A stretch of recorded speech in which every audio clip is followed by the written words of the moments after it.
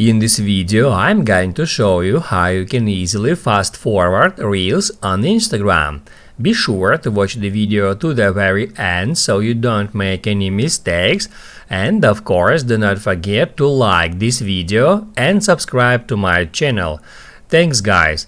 So let's get started, and first off, open up Instagram app and then hit add to that plus sign and then select Reel.